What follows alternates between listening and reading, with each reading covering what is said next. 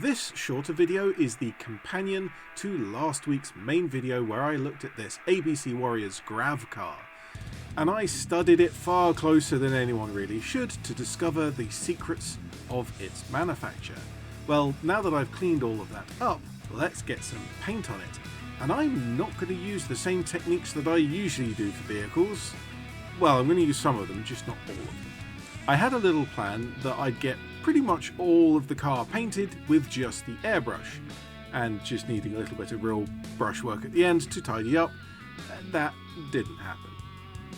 I did manage to get a good solid base coat of a soft black, and then a very subtle panel highlight using teal. The teal is mixed about evenly with the black, and because black is usually very strongly pigmented, that means that it's just kind of a light black and not really very tealy at all. But it's perfect for my needs. And halfway off camera here, I went around the background of all of the logos on the car with a bright red to give a bit of a glow or a fade, not really sure how to describe that. Just something to be a background to emphasize the logo when I paint that. And I was quite readily letting the overspray go all over the other features of the car around the logo as well. The first thing I wanted to do once I went onto a real brush is to emphasize the recesses in the sculpt, a nice simple technique of panel lining.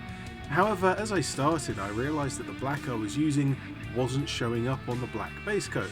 And that makes sense, they're the same pigments going on here, and I didn't use much of that teal. But I do have a stronger black, and that just about did the trick. Because the windows are recessed, I decided to get those painted before I painted the window frames. And I recently painted an Earl truck, and I liked the way that that came out with those windows, but I thought I could push the effect much further into a slightly more cartoony style. Firstly, I painted a couple of coats of the blue-grey that I've become famous for, and then I started glazing in a bright saturated blue, trying to focus this on the lower half of each of the windows. This wasn't great for a number of reasons, partly I just haven't glazed much recently.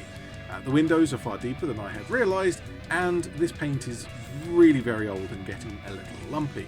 But by far the biggest issue is that when I usually glaze, or use the glazing technique, I use a matte varnish to mix in and help me along. But this time I forgot that, so I'm just using a watered down paint, and while it is entirely possible to glaze with just using water to thin down the paint, it is that little bit more difficult.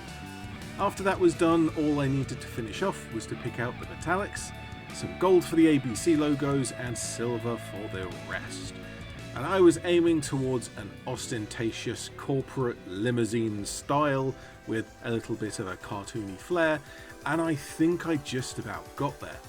And this is why I didn't paint using the edge highlight or the wash, which is what I would usually do with a vehicle.